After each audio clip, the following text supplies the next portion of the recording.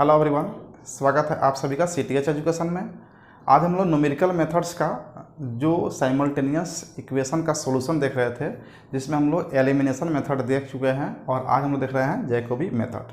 Previous class में हम लोग जो है ना इसका कंप्लीट जो है ना डिस्कशन देखे थे सिलेबस के अकॉर्डिंग कि जो गॉस एलिमिनेशन मेथड है वो एग्जैक्ट सॉल्यूशन करता है साइमल्टेनियस इक्वेशन का, और जैकोबी और सीडल मेथड क्या करता है, अप्रॉक्सीमेट सॉल्यूशन करता है।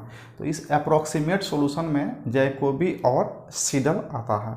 अब जैकोबी मेथड्स का वर्किंग रूल क्या है आज हम लोग इस क्लास में देखेंगे, और इससे संबंधित एक क्वेश्चन को भी हम लोग करके देखेंगे। सबसे पहले ये जो सोल्व करता है क्वेश्चन को वो सिस्टम ऑफ साइमल्टेनियस इक्वेशन होता है। तो हम लोग एक जो है ना सिस्टम ऑफ साइमल्टेनियस इक्वेशन मान लेते हैं। Consider system of simultaneous equation. पहला इक्वेशन हमारा होता है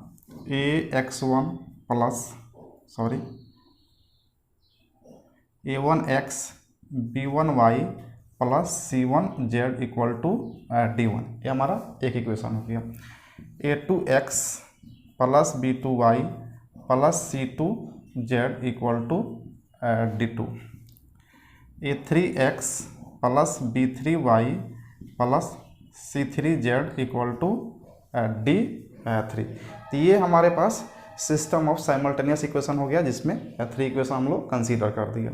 अब इस इक्वेशन पे हम लोग जैकोबी मेथड्स का यूज करके इसको सोल्व करेंगे।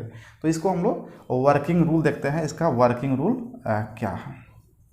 वर्किंग रूल, सबसे पहला जो कंडीशन इसको चेक करना होता है, ये x का कोफिशिएंट a1 है, y का कोफिशिएंट b1 और z का कोफिशिएंट c1 है। तो इसमें जो भी आपको जब जैकोबी या सीडल मेथड से सोल्व करने के लिए कहा जाएगा, तो किसी एक इक्वेशन में, इनमें से किसी एक इक्वेशन में x का कोफिशिएंट y और z का कोफिशिएंट के सम से बड़ा होगा। किसी एक इक्वेशन में y का कोफिशिएंट z के कोफिशिएंट और x के कोफिशिएंट के सम से बड़ा होगा, और किसी एक इक्वेशन में z का कोफिशिएंट जो होगा x और y के कोफिशिएंट के सम से बड़ा होगा। इसका कंडीशन हम लोग कैसे लिखते हैं? तो देखिए यहाँ पे हम मान लेते हैं कि किसी एक इक्वेशन में a1 जो है आपका कोफिशिएंट है x का, इसका जो मॉडुलस है ये बड़ा होगा b1 प्लस c1 के। तो ये कंडीशन सेटिस्फाई करेगा किसी एक इक्वेशन में। Next b2 is greater than, देखिए y का कोफिशिएंट b2 है, यहाँ पे ले लिए a2 प्लस c2। ये a2 और c2 के सम से क्या होगा, b2 बड़ा होगा y का कोफिशिएंट। हम मान लेते हैं थर्ड में जो है ना z का कोफिशिएंट है क्या है, c3 है। c3 जो होगा वो बड़ा होगा आपके x और y के कोफिशिएंट से। दैट मीन्स कि a3 और प्लस b3 के कोफिशिएंट से बड़ा होगा। तो आपको जब एग्जाम में क्वेश्चन मिलेगा तो आप एक बार अरेंज करके देख सकते हैं कि किस तरह से है, आपको अरेंज ही मिलेगा। लेकिन उसमें ध्यान रखना पड़ेगा, जिस इक्वेशन में x का कोफिशिएंट सबसे बड़ा होगा वो x के लिए सोल्व होगा, जिस इक्वेशन में y का कोफिशिएंट बड़ा होगा वो y के लिए सोल्व होगा, और जिस इक्वेशन में z का कोफिशिएंट बड़ा होगा वो z के लिए सोल्व होगा। अब यहाँ से ये हम लोग चेक कर लेंगे। चेक करने के बाद जो है ना हम लोग x और y और z का जो है ना वैल्यू निकाल लेंगे इसी इक्वेशन से। देखिए इस इक्वेशन में हम लोग जब x का वैल्यू निकालेंगे तो क्या होगा, d1 minus b1y minus c1z, ये दोनों इधर आ जाएगा तो माइनस में आ जाएगा, और डिवाइड क्या हो जाएगा आपका a1 हो जाएगा, यानी कि a1 से डिवाइड हो जाएगा। तो इसमें क्या होता है कि आपको सोल्व करना होता है x का वैल्यू। x का वैल्यू हम निकाले हैं, तो x का वैल्यू हो जाएगा आपका 1/a1, और इधर बच जाएगा आपका, देखिए ये हो गया आपका d1, और माइनस में ये दोनों टर्म इधर आ जाएगा, तो माइनस में हो जाएगा आपका b1y माइनस c1z। तो ये आपका x के लिए सोल्व हुआ।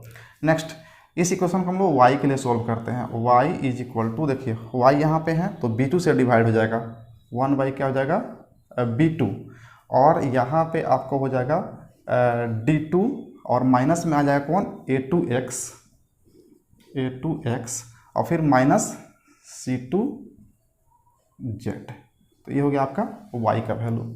नेक्स्ट इस इक्वेशन को हम लोग जेड के लिए सोल्व करते हैं, तो जेड इक्वल टू क्या हो जाएगा 1 डिवाइड बाई जेड का कोफिशिएंट क्या है C3, तो C3 से डिवाइड हो जाएगा और यहाँ पे आ जाएगा आपका D3 माइनस हो जाएगा क्या A3x और माइनस B3y। तो ये आपको x और y और z का वैल्यू जो हम लोग निकाल लें। अब वैल्यू निकालना है, हम लोग सोल्यूशन कर लिए x के लिए, y के लिए और z के लिए। अब इन तीनों को कंबाइंडली जो है ना हम लोग इक्वेशन फर्स्ट मान लेंगे। ये क्या होगा आपका इक्वेशन फर्स्ट।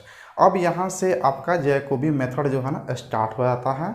ये और ये दोनों कंडीशन आपके अगला जो रूल्स हम लोग पढ़ेंगे सीडर मेथड, उसके लिए भी सेम रूल है, यही रूल है, यहाँ तक आप कंप्लीट करके आएंगे। उसके बाद थोड़ा सा उसमें डिफरेंट हो जाता है। तो यहाँ पे जो हम लोग सॉल्व करेंगे for first iteration put x equal to y equal to z equal to 0। First iteration का हम लोग को यहाँ पे first iteration, second iteration, third iteration निकालना है, यानी कि 3 इटरेशन तक हम लोग इसमें जाएंगे। तो यहाँ पे पहला इटरेशन निकालने के लिए कह रहा है कि आप पुट कीजिए x equal to y equal to z equal to 0 किसमें, इन इक्वेशन फर्स्ट में जो है ना, इस इक्वेशन में यानी कि इन तीनों में जो है ना राइट साइड में जो है ना आप देखिए यहाँ पे y इक्वल टू 0 जेड इक्वल टू 0 करेंगे तो आपको x1 मिलेगा। फर्स्ट इटरेशन निकाल रहे हैं तो ये x1 हो जाएगा, ये y1 हो जाएगा और ये z1 हो जाएगा, 1 1 आ जाएगा, यानी कि फर्स्ट इटरेशन। तो यहाँ पे x1 आपको मिल जाएगा, देखिए यहाँ पे y0 z0, तो क्या बच जाएगा आपका d1 divide by a1।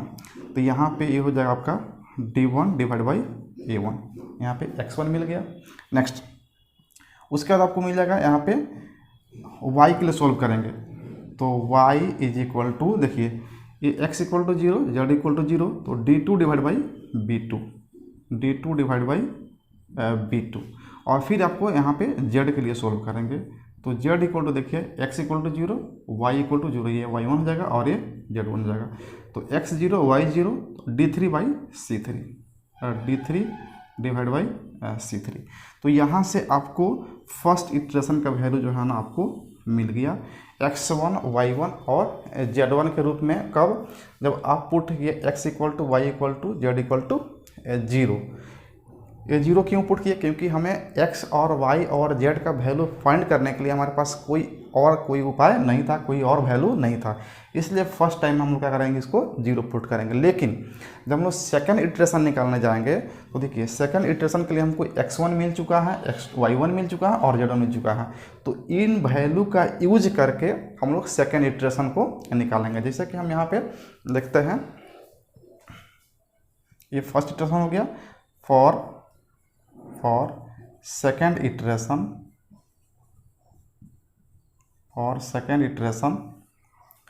Put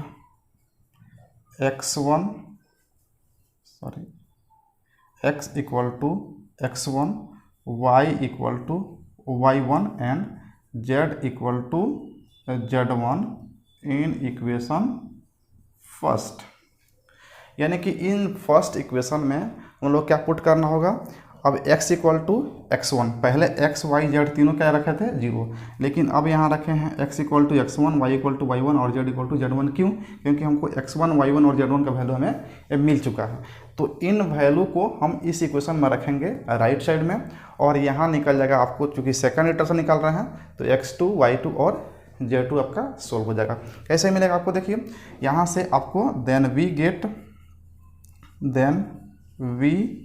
gate x2 y2 and z2। देखिए यहाँ से जब आप x इक्वल टू x1, देखिए यहाँ पे x1 रखेंगे, यानी कि इसमें तो आपको y1 और z1 का वैल्यू पुट कर देंगे तो हमको x2 मिल जाएगा। y2 के लिए x1 और z1 का वैल्यू यहाँ पुट कर देंगे और z2 के लिए x1 और y1 का वैल्यू पुट कर देंगे। जो वैल्यू यहाँ पे मिला है इसमें पुट करते जाएंगे, हमको x2 y2 और z2 मिल जाएगा। तो ये आपको मिल जाएगा क्या, x2 y2 और z2, ठीक है ना। तो ये सेकंड इटरेशन हम लोग फाइंड कर लिए। अब हमें इसमें देखना है थर्ड इटरेशन। तो थर्ड इटरेशन के लिए हम लोग यहाँ पे देखेंगे कि third iteration for third iteration आपको थर्ड इटरेशन के लिए क्या निकालना है value, x3, y3 and z3। तो क्या पुट करेंगे, जो हमें x2, y2 और z2 मिल गया है, हम लोग नेक्स्ट इटरेशन के लिए इसका वैल्यू यूज इसमें कर लेंगे। तो यहाँ पे हम लोग लिखेंगे put x equal to x2, y equal to y2 and z equal to z2, z equal to z2 in equation first, in equation first, then we get the third iteration as x3, y3 and z3। और यहीं आपको हमें third iteration तक value को solve करना है। यहीं आपका जो है ना फाइनल आंसर हो जाएगा। जो x3 और y3 और z3 का वैल्यू मिलेगा यहीं पे आप इसको रोक देंगे। वैसे हम लोग जब एमटेक में या एमएससी में जब इस क्वेश्चन को सोल्व करना होता है तो वहाँ पे बोल दिया था क्वेश्चन में कि आपको जो है ना x, y और z जो वैल्यू आपका आ रहा है तो प्रीवियस वैल्यू से लगभग 3 डिजिट तक मैच करना चाहिए। लेकिन हमारे जब डिप्लोमा में बात करते हैं या बीटेक में तो आपको जो आता है ना कि x3, y3 और z3 का यानी कि 3 इटरेशन तक आप सोल्व कर लेते हैं तो आपका क्वेश्चन का जो है ना आंसर उसी को मान करके इसको स्टॉप कर दिया था। आप आगे भी और 4th इटरेशन निकाल सकते हैं, 5th इटरेशन निकाल सकते हैं। रूल्स क्या है कि फर्स्ट टाइम हमको फर्स्ट इटरेशन निकालने के लिए x, y, z 0 पुट कर देंगे तो हमको x1, y1 और z1 मिल जाएगा। सेकंड इटरेशन निकालने के लिए x1, y1 और z1 का वैल्यू जो आया है इसमें यूज करेंगे, इस इक्वेशन में यूज करेंगे तो हमको x2, y2 और z2 मिल जाएगा। और फिर जब x2, y2 और z2 का यूज करेंगे इसमें तो हमको थर्ड इटरेशन के रूप में x3, y3 और z3 मिल जाएगा। बस यही रूल्स हैं। अगर आप आगे भी चाहें तो आप आगे इस तरह से निकाल सकते हैं। लेकिन हम लोग एग्जाम में क्या है 3 इटरेशन तक फाइंड करेंगे तो यही x3, y3 और z3 पे ला करके हम लोग यहाँ पे रोक देंगे। अब आगे हम लोग देखते हैं इससे एक क्वेश्चन का सॉल्यूशन करते हैं कि इसका सॉल्यूशन क्वेश्चन हम लोग कैसे बनाएंगे। अब हम लोग एक क्वेश्चन को सोल्व करके देखते हैं जैकोबी मेथड से। हमने एक क्वेश्चन जो है ना कंसीडर किया है सिस्टम ऑफ लीनियर इक्वेशन जो आपके एसवीटी यूनिवर्सिटी एग्जाम में पूछा गया है, प्रीवियस एग्जाम में पूछा हुआ क्वेश्चन है। तो इसको हम लोग सोल्व करके देखते हैं किससे, जैकोबी मेथड से। और ये 6 मार्क्स में जो है ना पूछा गया है। तो इसका सबसे पहला रूल क्या है तो हम लोग चेक करेंगे किसी एक इक्वेशन में x का वैल्यू सबसे ज़्यादा होगा y और z का कोफिशिएंट से। तो देखिए यहाँ पे आपका यहाँ पे z का कोफिशिएंट 1 है, y का 2 है, दोनों को जोड़ देंगे तो 3 होगा, जबकि यहाँ पे क्या है 4। दैट मीन्स कि ये इक्वेशन जो होगा x के लिए सोल्व होगा। देखिए इसमें 5 है, हाईएस्ट है z और x के कोफिशिएंट से, तो ये y के लिए सोल्व होगा और ये z के लिए सोल्व होगा। तो एक क्वेश्चन आपको इस तरह से अरेंज करके ही मिलेगा, ठीक है। अगर अरेंज करके नहीं मिलता है तो वो जो है ना आपको जैकोबी मेथड में और आपके सीडल मेथड में देगा ही नहीं। तो ये जैकोबी मेथड से हम लोग ये चेक कर लिया कि जहाँ ये कंडीशन हमारा फॉलो कर रहा है। अब इसको हम लोग सोल्व करेंगे। तो सबसे पहले हम लोग इक्वेशन फर्स्ट से जो है ना इसको हम लोग जो है ना इससे जो है ना x, y, z का वैल्यू फाइंड करते हैं। तो इक्वेशन फर्स्ट से जो हम x का वैल्यू फाइंड करेंगे तो देखिए आपका क्या आएगा, x इज इक्वल टू 14। ये क्या 14 माइनस का हो जाएगा यहाँ पे 2y और माइनस z, ये आपका हो जाएगा का x का वैल्यू। और x का कोफिशिएंट इसमें कितना है 4, तो 4 से क्या हो जाएगा ये डिवाइड हो जाएगा, 4 से डिवाइड। यहाँ 1/4 लिखें या डिवाइड 4 लिख दें। यहाँ पे उसके बाद आ जाएगा y का वैल्यू यहाँ से निकालेंगे तो यहाँ हो जाएगा 10 माइनस x और ये माइनस में जाएगा तो प्लस में z, डिवाइड बाई कितना हो जाएगा आपको 5 से डिवाइड हो जाएगा। तो हो गया आपका y का वैल्यू। इससे लिए हम z का सोल्व करेंगे तो z इक्वल टू देखिए z इक्वल टू क्या हो जाएगा आपका 20 और यहाँ पे x प्लस में है माइनस में हो जाएगा, ये भी प्लस में है तो ये भी माइनस में हो जाएगा, डिवाइड बाई कितना हो जाएगा आपका 8। तो ये आपका x, y और z का वैल्यू हमारा सोल्व होगा। इसको हम लोग मान लिया इक्वेशन फर्स्ट, दिया इक्वेशन फर्स्ट। अब इस x, y और z का value first iteration, second iteration और थर्ड इटरेशन में हम लोग निकालेंगे। तो फर्स्ट इटरेशन में हम लोग क्या करेंगे x, y, z का वैल्यू 0 पुट कर देंगे। अब यहाँ से हम लोग जो है ना सोल्व करना शुरू करते हैं। फॉर फर्स्ट इटरेशन, और फर्स्ट इटरेशन, पहले इटरेशन के लिए हम लोग क्या करेंगे x, y और z का वैल्यू पुट कर देंगे 0। यहाँ पे लिख देंगे put x equal to y equal to z equal to 0, then we get first iteration, we get the value of, we get values as x1 y1 and z1। तो हमें क्या मिलेगा, x1 y1 और z1। अब देखिए यहाँ पे x में इसका वैल्यू निकालेंगे तो क्या हो जाएगा, इसको हम पुट कर देंगे x1, फर्स्ट इटरेशन के लिए x1। अब यहाँ देखिए 14 हो गया, 14 माइनस y का वैल्यू क्या हो जाएगा आपका 0, z का वैल्यू क्या हो जाएगा आपका 0, डिवाइड बाई कितना हो जाएगा 4। अब इसको जो है ना आप लिख सकते हैं 14/4 इक्वल टू डिवाइड कर देंगे तो 3.5 इसका वैल्यू हो जाएगा, किसका, x1 हमारा निकल गया। ठीक उसी प्रकार से आप y1 निकालेंगे यहाँ से। इस इक्वेशन देखिए y इक्वल टू क्या हो गया y1, क्योंकि फर्स्ट इटरेशन है। अब हो जाएगा आपका इक्वल टू 10 माइनस x क्या हो जाएगा आपका 0 प्लस z भी हो जाएगा आपका 0, डिवाइड बाई कितना हो जाएगा आपका 5 इक्वल टू हो जाएगा 10/5 इक्वल टू 2। y1 का वैल्यू हो गया आपका 2। नेक्स्ट z1 का वैल्यू इस तरह से निकाल लेंगे। यहाँ पे देखिए z इक्वल टू z1 हो गया इक्वल टू 20 माइनस x का वैल्यू 0 और y का वैल्यू 0, डिवाइड बाई कितना हो जाएगा आपका 8 से डिवाइड कर देंगे हो जाएगा आपका 2.5। तो x1 y1 और z1 का वैल्यू हमें मिल गया, यानी कि फर्स्ट इटरेशन हमें मिल गया। अब हमें सोल्व करना है सेकेंड इटरेशन के लिए। यहाँ पे लिख देंगे फॉर सेकेंड इटरेशन, और second iteration put the value of x equal to x1, y equal to y1 और z इक्वल टू z1। यानी कि पहले हम लोग 0 पुट किए थे, अब ये जो वैल्यू मिल गया इसका यूज हम लोग सेकेंड इटरेशन के लिए कर लेंगे। Put x equal to x1, y equal to y1 and z equal to z1 in equation first, then we get the values as x2 y2 and z2। आपको value क्या मिल जाएगा x2 y2 और z2। तो इस equation में देखिए यहाँ पे x इक्वल टू क्या रखेंगे सेकेंड इटरेशन के लिए x2 इक्वल टू यहाँ हो जाएगा क्या 14 माइनस 2y1 जैसे कि यहाँ पे y इक्वल टू y1 कह रहा है तो y रख देंगे और माइनस z1 डिवाइड बाई आपका हो जाएगा 4। ये आप इक्वेशन बना लेंगे। अब यहाँ से आप वैल्यू को पुट कर लेंगे 14 माइनस y1 का वैल्यू कितना आपका देखिए यहाँ पे 2 है, तो 2 इंटू 2 कितना हो जाएगा 4 माइनस z1 कितना है आपका 2.5 और डिवाइड बाई कितना हो जाएगा आपका 4।